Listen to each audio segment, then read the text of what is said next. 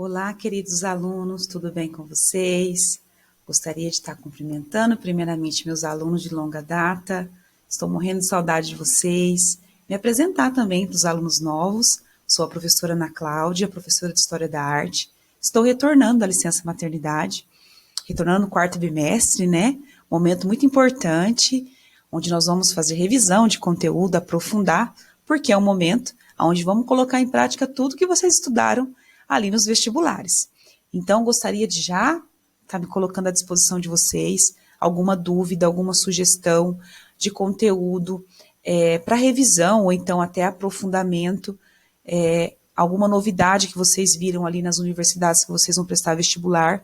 Vocês podem estar anotando até para a nossa live, né, para vocês colocarem ali a dúvida de vocês, tá? Professor, então, fez uma distribuição de conteúdos até para atender as novidades, né, na questão ali dos conteúdos que são reflexo nessa pandemia, que pode ser cobrados nos vestibulares. Então, a arte como processo de transição. A arte num dos momentos mais importantes, né, que esse momento, essa pandemia trouxe, retornou alguns conteúdos, assim, algumas tendências artísticas que até então estava esquecida. Então, turma, a professora vai colocar para vocês, nessa aula de hoje, nesse início de quarto bimestre, a transição do século XVIII para o século XX. Então, nós temos como principal característica, principalmente, turma, esse neoclássico, esse processo de transição entre o século XVIII e o século XIX, trouxe principalmente a ideia de novos temas para a arte. Mas o porquê que um grupo de artistas resolve discutir a respeito de temas como a questão histórica, a questão alegórica, a questão mitológica, o ato de retorno ali de heroísmo, o retrato, em proporções diferenciadas. Então, eu posso afirmar para vocês que todas essas necessidades que o homem teve nesse primeiro momento foi principalmente de mostrar à turma a questão desses acontecimentos, nessa questão de afirmação com tudo que eles estavam vivendo, as descobertas arqueológicas, em fato mais importante, as primeiras descobertas de Pompeia em 1783, aonde afrescos são encontrados com cores diferenciadas, arquitetura. Isso vai datar o quê? Essa necessidade. Então, eles começam a pensar um pouquinho mais a respeito do quê? Olha só, o estilo grego e o estilo romano são estilos clássicos, aonde a arte ela teve uma genialidade tamanha. Por que então nós não retomamos todas essas proporções que a arte grega e a arte romana tomou? Turma, o porquê dessa pergunta? No século XVIII se falou muito a pergunta que falamos até hoje, o que é arte? Olha, tudo isso que nós estamos vendo é arte, que foi o desdobramento do barroco, que foi o rococó, aquele exagero, aquela ornamentação. Eles olharam para o rococó como uma arte fútil, uma arte que estava desprendida desses temas aqui, histórico, alegórico, mitológico. Então, para os artistas neoclássicos, tudo isso aqui era arte. Agora, uma mobília decorada, uma parede em forma, um desenho em forma de papel de parede, a questão do uso de adereços, tudo isso para eles não tinha o quê? Nada histórico, então não poderia ser considerado como arte.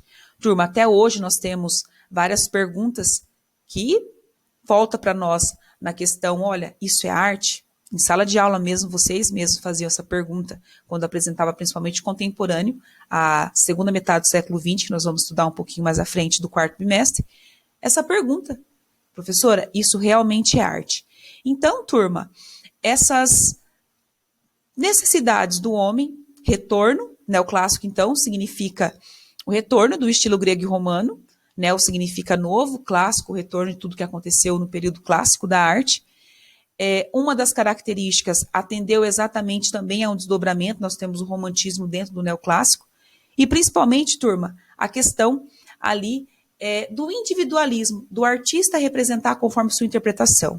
Nós tivemos na França o acompanhar principalmente desse artista. Jacques Louis acompanhou com uma entrega muito grande Napoleão Bonaparte, que bancou muito da sua arte, então ele consegue chegar ali numa parte muito importante, mas a professora vai explicar e fazer leitura de imagem com vocês na nossa live, nós temos um tempinho maior ali para discutir a respeito disso, mas hoje eu quero colocar para vocês as principais características, que é a composição em forma, não é em forma geométrica, mas é uma composição totalmente geometrizada, com a perspectiva, plano de fundo, simetria axial, enfim, ela vem totalmente ali grega, porque os gregos tinham a proporção, a junção da arte e a matemática. O desenho totalmente linear, que vem ali a linha de contorno, volume. Tem que ter uma perfeição, turma, dentro do neoclássico, temos o desdobramento do academicismo, né? Para vocês terem uma noção, o professor, ele olhava a obra numa parte assim, minuciosa, ele até passava a mão para ver se não tinha nem um pouquinho de tinta. Então, essa obra ela tinha que ficar totalmente alinhada, porque era uma exigência, é um estilo de arte muito tecnicista. Esse retorno grego e romano, ele traz para nós assim a perfeição, né? Esse desdobramento do século XVIII para o século XIX possibilitou ali para a arte repensar. Então, nesse primeiro momento, o que para eles poderia representar essa fixação de cultura era tudo ser muito perfeito. E uma coisa, turma, corresponder à realidade. Eram obras de arte que não poderia ser feita na narrativa. Mas nós tivemos muitos artistas que utilizou a narrativa. Exemplo disso, igual eu expliquei para vocês, Jacques Louis, ele foi o artista que, aonde Napoleão Bonaparte pisava, ele estava atrás para poder representar ali a questão do poder e até mesmo, olha só, falando nele, né? A questão do poder, a questão de tudo que ele queria passar para as pessoas. Então, aparece para nós a imagem, né? Uma das obras mais famosas, nós vamos estudar ela também na arte brasileira, uma das obras mais famosas, que corresponde, turma, olha só, também as cores, suaviza muito a arte, suaviza muito a parte onde o estudo, são obras de arte que você consegue identificar essa identidade, claro, do artista, mas uma base, uma estrutura muito bem elaborada. Então, a forma é uma representação da realidade, aqui nós não temos nada, exemplo, inventado. Opa, calma aí, professora, mas será que Napoleão Bonaparte estava realmente nessa posição, nesse cavalo? Napoleão Bonaparte tinha essa estatura mesmo? Então, turma, vou falar para vocês um pouquinho mais sobre essa obra na nossa live. Já deixo um pontinho de interrogação para vocês pesquisarem se essa obra tem alguma coisa fake, tem alguma coisa aqui de Photoshop. Será que existiu isso na arte, ainda mais no período neoclássico? Então, nós vamos falar um pouquinho mais na nossa live. Então, para a professora finalizar com vocês esse primeiro momento, essas características do naturalismo era uma idealização da realidade, então por isso que eles colocavam esse estudo das cores com uma apropriação um pouco maior. Eles tinham um apego muito grande à questão da razão e a emoção. As obras tinham que ter uma entrega, por mais que essa identidade do artista deveria aparecer, mas também da cena histórica. Então nós vamos perceber que dentro do neoclássico, essa parte histórica das obras vem com uma leveza muito grande até para o acontecimento. Então, batalhas assim que poderia ter, exemplo, comparando com outros movimentos artísticos, a questão ali da expressividade igual no barroco, né, que eles colocavam assim a questão do sofrimento muito nítido nas expressões faciais, dentro do neoclássico já é mais suave.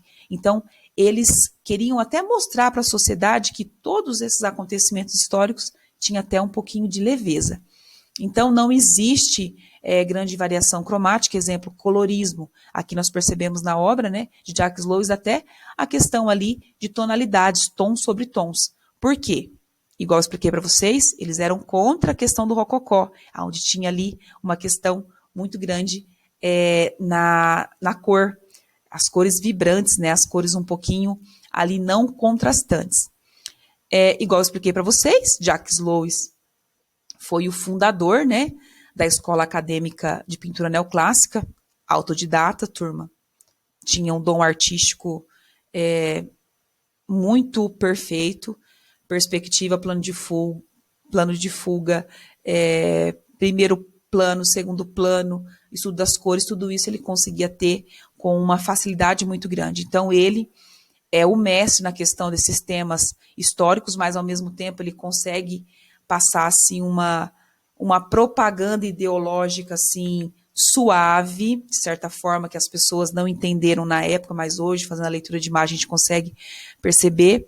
E ele conseguia colocar, igual eu expliquei para vocês, o homem, o desenho da figura humana, a questão da expressão, ele conseguia fazer de uma forma muito despojada a questão do sentimento. Então, até por isso que ele foi um dos fundadores ali das academias, e até ele exigia muito das pessoas esse estudo para entender. Ele até falava que para entender o neoclássico você tinha que estudar muito.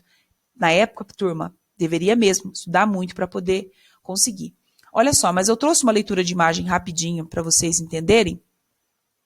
Essa obra é uma das obras muito nítido, essa questão ali do estilo, né, greco-romano, as vestes, a questão das batalhas. Então, nós podemos perceber professora, mas você explicou que eles eram um pouquinho contra ali o que estava acontecendo no Barroco e no Rococó. O Barroco, as obras são totalmente teatrais. Então, o porquê que nessa obra tem a disposição teatral? Então, essa disposição, turma, o formato da obra em si, o neoclássico, eles eram totalmente contra o Rococó. O Barroco foi um estilo que, de certa maneira, até eles colocaram, olha só, que o jogo de luz e sombra é muito parecido. Turma, e outra coisa, dá uma confusão muito grande se é neoclássico, se é barroco ou se é romântico. Que nós vamos fazer o romântico depois na sequência, que é um desdobramento do neoclássico. Então, a professora gostaria de finalizar essa apresentação de aula. Vamos ter, então, na nossa live e na nossa próxima aula, a leitura de imagens das obras neoclássicas, a comparação com o barroco, igual eu expliquei para vocês, e na sequência a professora vai estar fazendo o estilo, o desdobramento do neoclássico, que foi o romantismo, que é também um desdobramento da arte acadêmica. Beleza? Turma, aguardo vocês no nosso próximo momento, tá? Essa aula, ela é dividida em duas partes, eu encerro então essa parte, vou dar continuidade no próximo vídeo da próxima semana, e na sequência, na live, vamos fazer algumas questões de vestibulares com cobrança do neoclássico e principalmente essa leitura de imagem. Beijos, fiquem com Deus e foi um prazer estar falando um pouquinho mais de arte para todos vocês.